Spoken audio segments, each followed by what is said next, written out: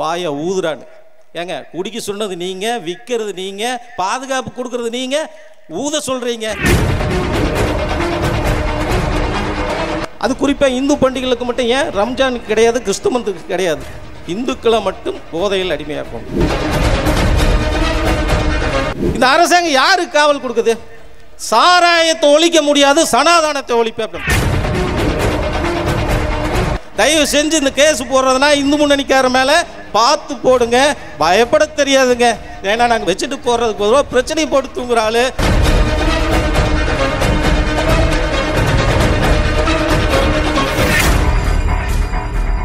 இன்னைக்கு இந்த கூட்டத்தில் 200 ரூபா பணம் கொடுக்கல, பிரியாணி போடல,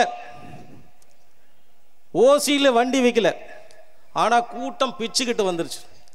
உடனே பொறுக்குமா இந்த அரசாங்கத்துக்கு? காலையிலிருந்து இது என்ன ஒரே காவி மயமாகுது, புளியம்பட்டி தூக்குடா, கல்றா, அவுறா அப்படின்னு ஒரே பிரச்சனை. யாருக்கிட்ட? இந்து முன்னணிக்காரர்கிட்ட. காவி மயம்.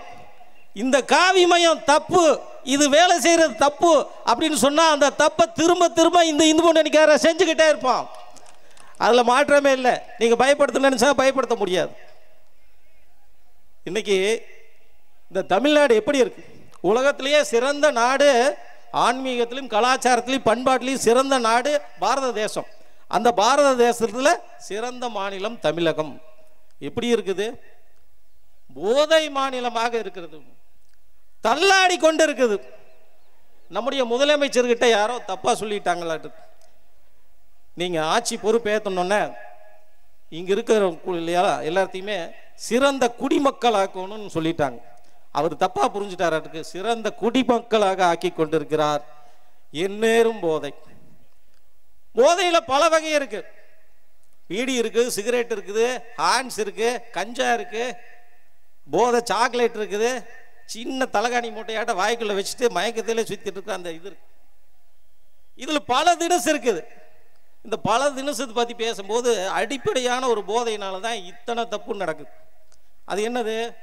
சாராயம். அதுக்கு நவீனமா பேர் வச்சிருக்காங்க, டாஸ்மாக் கடை.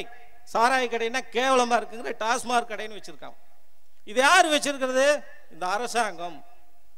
இது இந்த அரசாங்கம் எப்படி செயல்படுத்துது? ஒவ்வொரு டிஸ்ட்ரிக்ட்லையுமே அதோட வருமானத்தையும் வியாபாரத்தையும் செயல்படுத்துறதுக்காக அந்த மாவட்டத்தில் சப் கலெக்டரை போட்டு மாசம் மாசம் அது என்ன வேலை நடக்குது.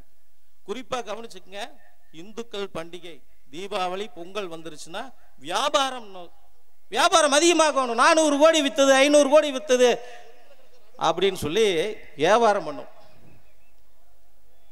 இந்த வியாபாரம்ல இந்த போதைகள் அது குறிப்பாக இந்து பண்டிகைகளுக்கு மட்டும், ஏன் ரம்ஜானுக்கு கிடையாது, கிறிஸ்துமத்துக்கு கிடையாது, இந்துக்களை மட்டும் போதையில் அடிமையாக்கும்.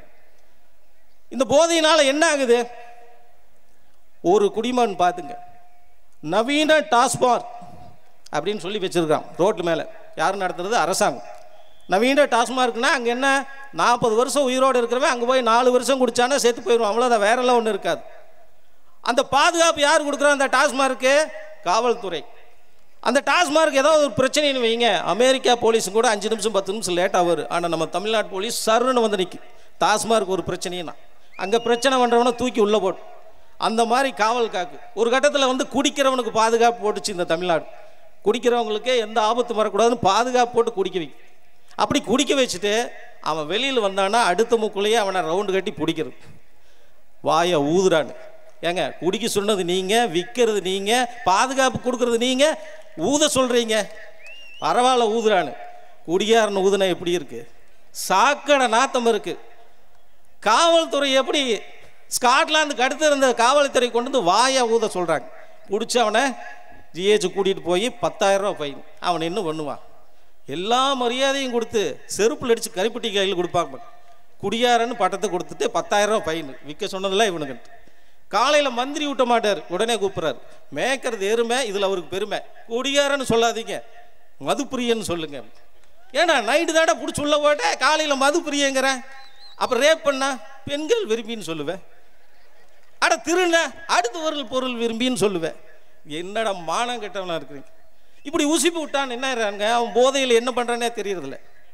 இப்போ நான் அங்கேயெல்லாம் சொல்லிக்க, நம்ம திருப்பூர்லேயே சொல்கிறேன், கொஞ்ச நாளைக்கு முன்னாடி பல்லடத்தில் வாசலில் வச்சு 4 பேர் தண்ணி போட்டுருக்குறாங்க டம்ளரில் ஊற்றி.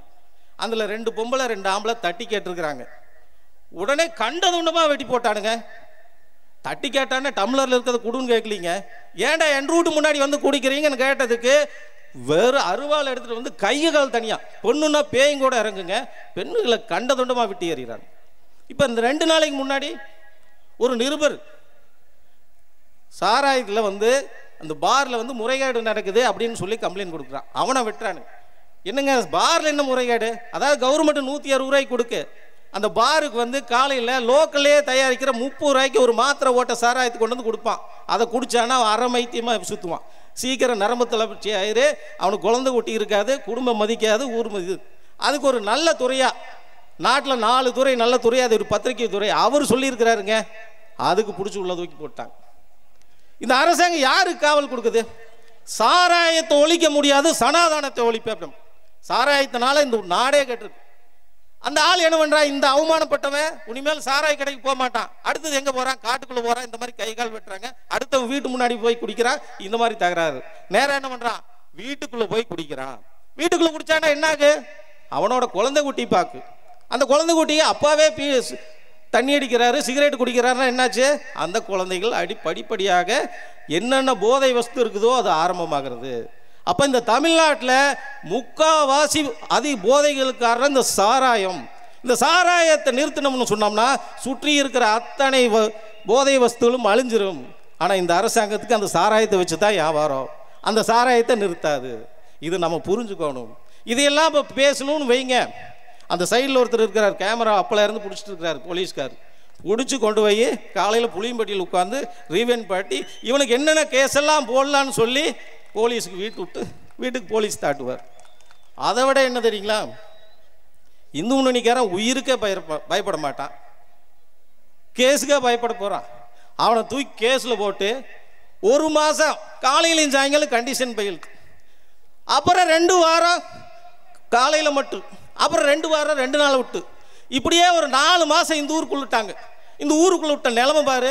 கோட்டை பொதுக்குழு, மாநில பொதுக்குழு, வேல் வழிபாடு, கோட்டை மாநாடு. கம்முன்னு விட்டிங்கன்னா மாநில மாநாடு இங்கே வராமல் இருக்கு. தயவு செஞ்சு கேட்டுங்க, போலீஸ்காரரு நீங்கள் கேஸ் போட்டால் பயப்படுறதில்லை. எங்கள் மாநில தலைவர் மேலே கேஸ் போட்டிருக்கானா, காலையில் கமிட்டி பாருங்கிறாரு, சாயங்காலம் ஒரு கமிட்டி போக சொல்கிறாரு. புளியம்பட்டியில் 3 மாதமாக சுற்றிட்டு இருக்கிற ஐயா. நான் பார்த்து கேட்குறேன் போலீஸ்கார, பழனி அப்பப்போ நீ நல்லதும் பண்ணுற கெடுதலும் பண்ணுற, எனக்கு சாதகம் பண்ணுறியா இல்லை எங்கள் அமைப்பை வளர்த்துறியா, எங்களை எதுக்குறியா? தயவு செஞ்சு இந்த கேஸ் போடுறதுனா இந்து முன்னணிக்கார மேலே பார்த்து போடுங்க, பயப்பட தெரியாதுங்க. ஏன்னா நாங்கள் வச்சுட்டு போடுறதுக்கு பொதுவாக பிரச்சனை போட்டு தூங்குற ஆள். நன்றி, வணக்கம்.